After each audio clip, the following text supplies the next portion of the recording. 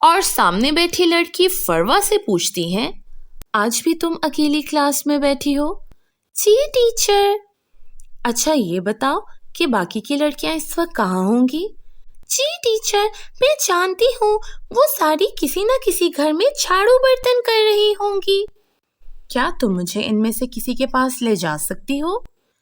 जी teacher, मैं आपको अपनी दोस्त रानी के पास ले जा सकती हूँ, जो स्कूल के साथ वाले घर में बर्तन धोने जाती है। ठीक है, मुझे रानी की मालकिन के पास ले चलो। फरवा मिस बीना को उस घर ले जाती है जहां रानी काम करती है। मिस बीना रानी की हालत देखकर उसकी मालकिन से कहती है, क्या आपके बच्चे स्कूल जाते हैं?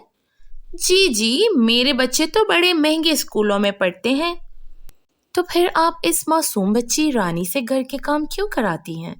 आप जानती हैं कि ये इसके पढ़ने लिखने की उम्र है। देखें जी उस्तानी साहिबा, मैं रानी से जबरदस्ती घर के काम नहीं कराती, मैं इसके काम के पैसे देती हूँ और रानी की माँ उसे खुद मेरे घर काम के लिए भेजती है। वो बेचारी तो इसलिए आपके घर रानी को भेज देती है क्योंकि उसे पैसे की जरूरत है। आपके पास पैसे की कमी नहीं है तो आप किसी खातून को घर के कामकाज के लिए रख लें। देखें जी, हमारे पास पैसे की कमी नहीं है, मेरे शौहर तो बहुत बड़े अफसर हैं।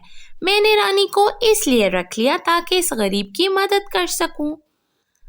आप अगर चाहें तो रानी की मदद एक और तरीके से भी कर सकती हैं। वो कैसे? ये बात मैं रानी की माँ के सामने कहना चाहती हूँ, इसलिए जाओ रानी बेटा और अपनी अम्मा को बुला कर लाओ। ये सुनकर रानी अपने घर जाती है और अपनी माँ को बुला लाती है।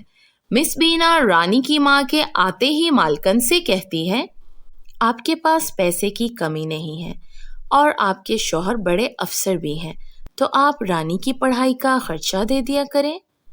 हाँ वो तो ठीक है, लेकिन मेरे घर के काम कौन करेगा? मेरी तो तबीयत बहुत खराब रहती है।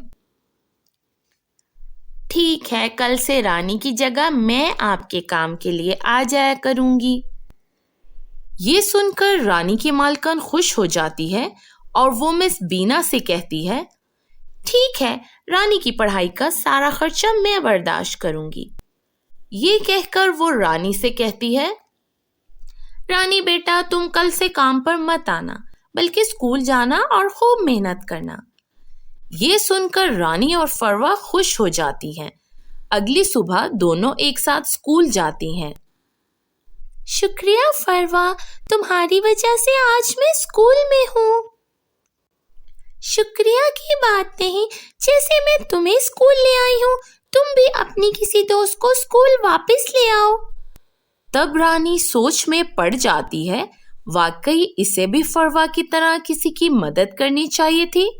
तब रानी को अपनी दो दोस्त आयशा और तूबा याद आती हैं। रानी स्कूल वापसी पर उन दोनों के घर जाती है तो वो रानी की बात सुनकर उदास हो जाती हैं। आखिर आयशा और तूबा स्कूल के नाम पर उदास क्यों हो जाती हैं?